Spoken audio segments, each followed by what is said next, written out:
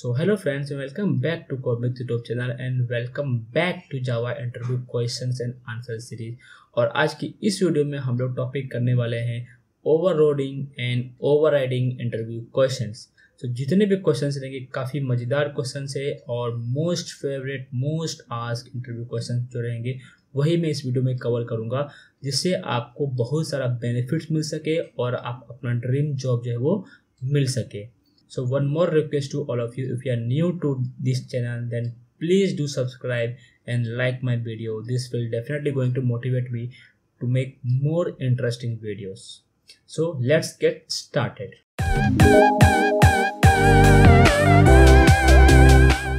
पहला क्वेश्चन से हमारा what is the other name of method overloading?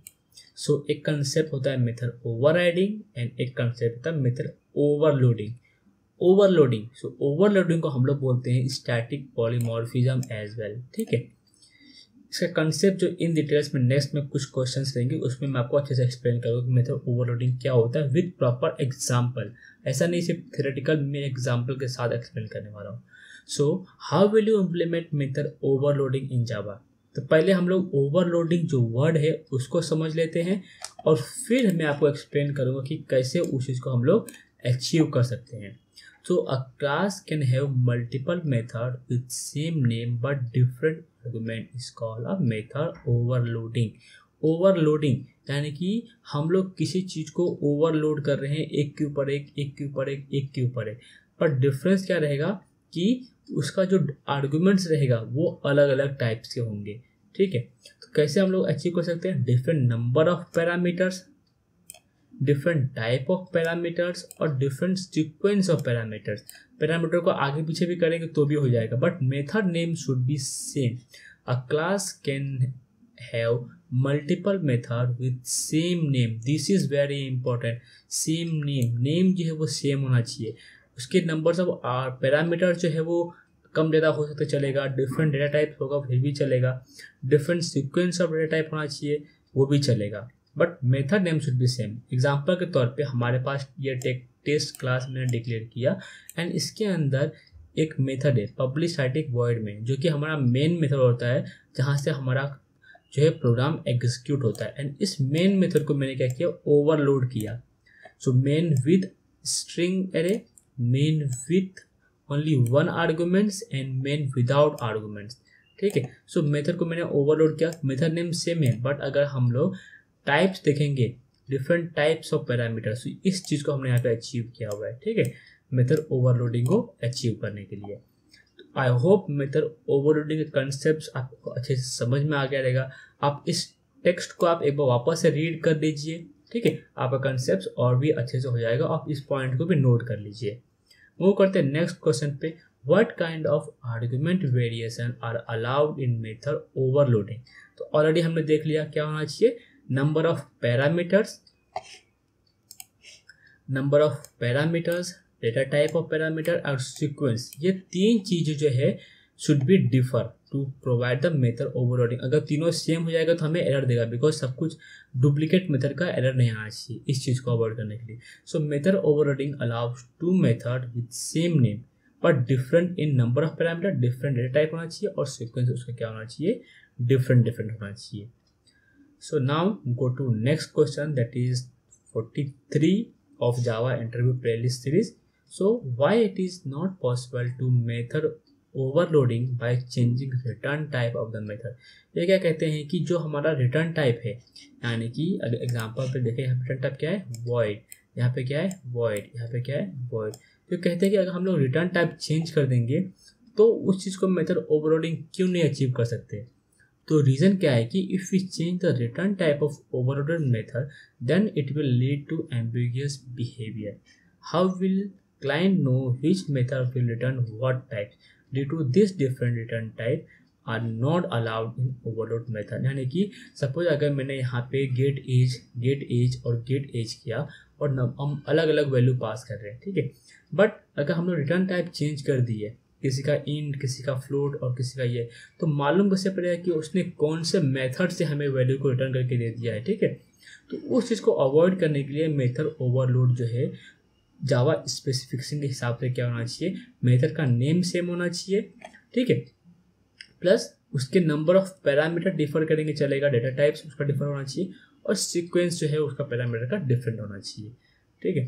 So why it is not possible to do method overloading by changing the return type, because to avoid the ambiguous behaviour of a Java program. Now go to next questions, and this is it allowed to overload main method in Java? Yes, it is allowed. हम लोग main method को यहाँ पे देखेंगे ना, हमने overload किया हुआ है, but there will be only one method with public static void main string as a array and argument. सिर्फ ये एक ही method ऐसा होना चाहिए, ठीक है। So but only public static void main method is used for executions. अगर इस मेथड को हमें एग्जीक्यूट करना है तो हम क्या करेंगे, सोचिए क्या करेंगे हम लोग यहाँ पे, ये स्टैटिक मेथड है, फर्स्ट ऑफ ऑल क्या है, स्टैटिक मेथड। अगर आपने स्टैटिक कीवर्ड का जो प्लेलिस्ट का जो इंटरव्यू क्वेश्चन अगर आपने देखा रहेगा तो आपको पता रहेगा कि अगर मेथड हम लोग स्टैटिक मार्क करते हैं तो उस मेथड को एक्सेस करने के लिए हम लोग डायरेक्टली क्लास का यूज़ करेंगे without creation of objects. Object create करने की कोई ज़रूरत नहीं पड़ती है स्टैटिक मेथड कॉल करने के लिए। सो हम लोग मेन मेथड को ओवरलोड कर सकते हैं। Now how do we implement overriding in Java? अभी ओवरलोड तो समझ गए, अभी ओवरराइडिंग कैसे करेंगे तो मैं आपको एक शॉर्ट और स्वीट एंड सिंपल वे में एक्सप्लेन करता हूँ। ओवरराइडिंग क्या होता है, हमारे पास एक सपोज पेरेंट क्लास है, चाइल्ड क्लास है, लाइक फादर एंड सन। सो कुछ ऐसे मेथड रहेंगे जो फादर में भी रहेंगे और कुछ ऐसे मेथड रहेंगे सेम मेथड हम लोग चाइल्ड में भी रहेंगे। तो उस चीज़ को बोलते हैं ओवरराइड करना। जो पेरेंट्स के पास ऑलरेडी है वापस से मैं सेम चीज़ जो है वो चाइल्ड क्लास में भी कर रहा हूँ। So to override a method we just provide a new implementation of a method with the same name in sub class. सब क्लास क्या बोलते हैं हम लोग, चाइल्ड क्लास भी बोलते हैं, ठीक है। So there will be at least two implementation of the method with same name. एक रहेगा पेरेंट क्लास के अंदर और दूसरा रहेगा चाइल्ड क्लास के अंदर। So one implementation is in parent class and one implementation in child class.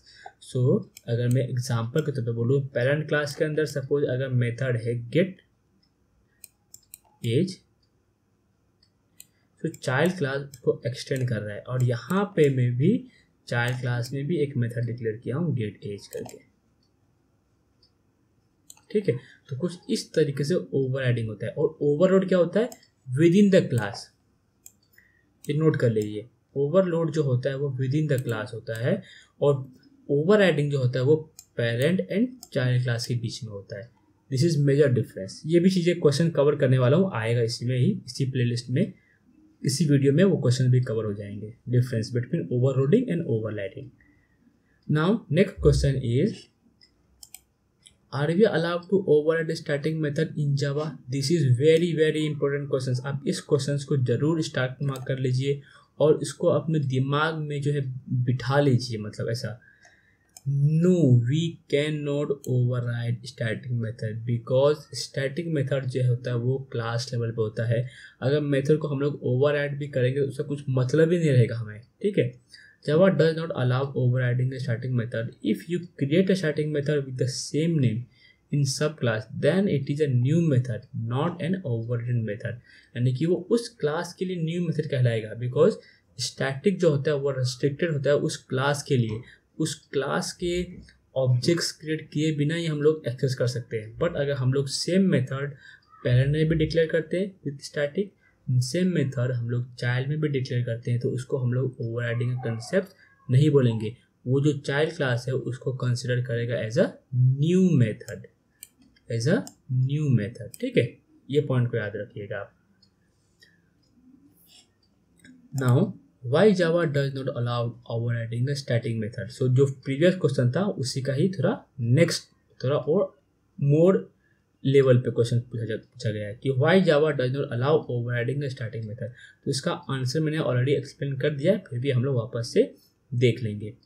To override a method you need an instance of a class, correct. Static method is not associated with any instance of class, so the concept of overriding does not apply here.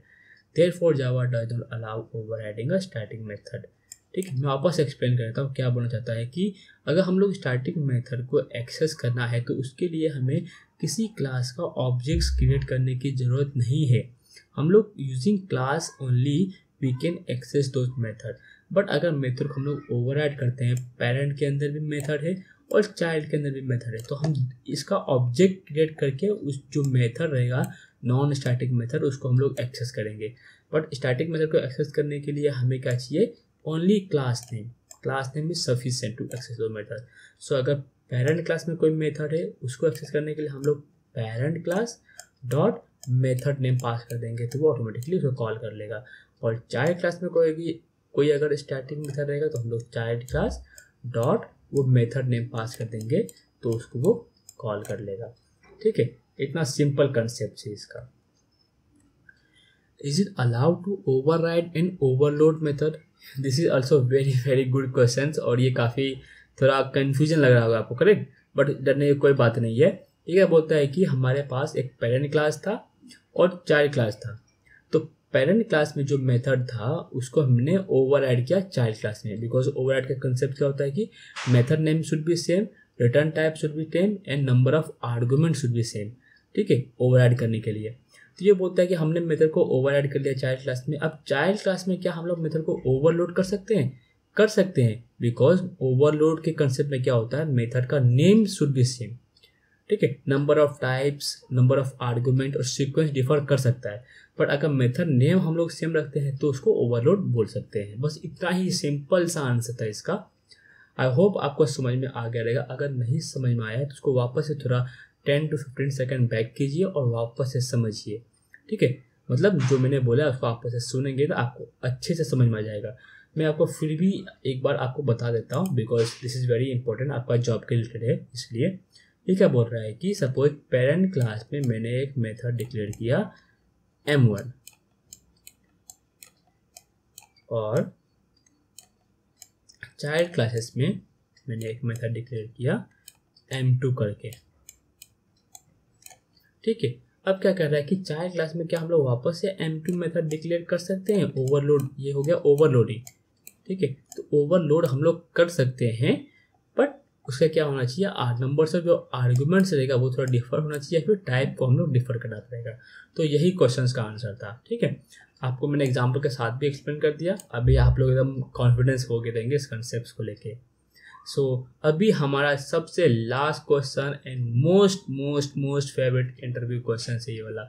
इसको तो आपको मतलब ऐसे दिमाग में बैठा लेना है कि अगर रात को भी कोई उठ के पूछे तो आप बता सकते हैं। और इस क्वेश्चन को मैंने लास्ट में इसलिए रखा है कि जितने भी मैंने कंसेप्ट आपको बताए हैं वही कंसेप्ट इसमें सिर्फ रिवाइज करने वाला हूँ बस, और कुछ नहीं ज़्यादा डिफरेंस रहेगा। सो पहला पॉइंट क्या करता है कि इम्प्लीमेंट्स। सो ये जो है वो ओवरराइडिंग है, यहाँ पे मैंने गलती कर दिया, और ये है ओवरलोडिंग। मैंने यहाँ पे टाइप नहीं किया ठीक से। ठीक है, कलर जो है वो सेम हो चुका है इसलिए नहीं मालूम पड़ रहा है। So overriding implements run time polymorphism and overloading जो क्या होता है वो कंपाइल टाइम पॉलीमॉर्फिज्म, यानी कि मेथड हम लोग सेम क्लास में डिक्लेयर किए, करेक्ट, ओवरलोड के कंसेप्ट में। The method call is determined at run time based on the object type, यानी कि जो पेरेंट में हमने मेथड डिक्लेयर किया, चाइल्ड में मेथड डिक्लेयर किया, और जो सपोज हमारे पास एक मेन क्लास है तो हमने ऑब्जेक्ट जो क्रिएट किए उस ऑब्जेक्ट के बेसिस पे वो रन टाइम पे एनालिसिस करेगा कि हमें कौन सा मेथड कॉल करना है, पेरेंट का कॉल करना है या फिर चाइल्ड का कॉल करना है। ठीक है, और इसमें क्या होता है कि ओवरलोड में the method call is determined eight compile time only, because जो हम लोग जिस टाइप का आर्गुमेंट पास करेंगे उसके हिसाब से वो मेथड कॉल करेगा। Occurs between super class and सब क्लास, ये तो ऑलरेडी आपको पता हो जाना चाहिए अभी, बिकॉज ओवरराइडिंग जो कंसेप्ट होता है वो सुपर क्लास एंड सब क्लास के बीच में, पेरेंट क्लास और चाइल्ड क्लास के बीच में, बेस क्लास और चाइल्ड क्लास के बीच में, ये तीनों वर्ड जो है वो सब सेम ही है। बट ओवरलोड क्या होता है, सेम क्लास में होता है, करेक्ट। ये भी कंसेप्ट आपको अच्छे से क्लियर हो जाएगा बिकॉज पहले ही मैंने आपको एक्सप्लेन कर दिया है। Then have the same method signature name and method arguments. So overriding, पहली बात तो जो पेरेंट के अंदर मेथड है सेम मेथड हम लोग चाइल्ड में भी उसका डुप्लीकेट मेथड क्रिएट कर रहे हैं, ठीक है। तो मेथड नेम भी सेम होना चाहिए, सिग्नेचर भी सेम होना चाहिए और आर्गुमेंट भी सेम होना चाहिए। बट ओवरलोड के कंसेप्ट में क्या बोलता है कि मेथड नेम अगर सेम रहेगा तो भी चलेगा, but parameter should be different. Now on error the effect will be visible at run time. On error it can be caught at compile time. मतलब ये रन टाइम, मतलब जब हम लोग पेरेंट और चाइल्ड के मेथड को एक्सेस करने जाएंगे तो उस टाइम पे हो सकता है कि किसी रीजन से हम लोग मेथड को कॉल ना कर सके because of some internal reason और because of some code error और टाइपो एरर। बट जब हम लोग ओवरलोड करते हैं मेथड को तो क्या होता है, जब हम लोग कोड लिखते रहते हैं ना, कंपाइल टाइम पे ही मालूम पड़ जाएगा कि हम लोग सक्सेसफुली उस कोड को कंपाइल कर पा रहे कि नहीं कर पा रहे। तो ये जो ओवरलोड का कंसेप्ट होता है वो कंपाइल टाइम पर ही हमें मालूम पड़ जाता है। आई होप आपको समझ में आ रहा होगा मैं क्या बोलना चाहता हूँ कि जब भी हम लोग मेथड को ओवरलोड करते हैं, जैसे मैंने आपको दिखाया था मेन मेथड का एग्जांपल, मेन मेथड हम लोग लिख रहे हैं, बट अगर मैं public static void main string array S argument वापस से लिखता हूँ तो कंपाइल टाइम पे क्या मालूम पड़ जाएगा कि ये मेथड जो है वो डुप्लीकेट मेथड है, ठीक है। तो वही कंसेप्ट मैं आपको बता रहा हूँ। सो बस गाइस आज के लिए इतना ही। अगर आपको वीडियो पसंद आए तो वीडियो को जरूर लाइक कर दीजिए और चैनल को सब्सक्राइब किए बिना मत जाइए। मिलते हैं नेक्स्ट वीडियो में एक मज़ेदार और इंटरेस्टिंग क्वेश्चंस आंसर के साथ और ट्यूटोरियल के साथ। Till then take care and bye bye. Happy learning and happy code.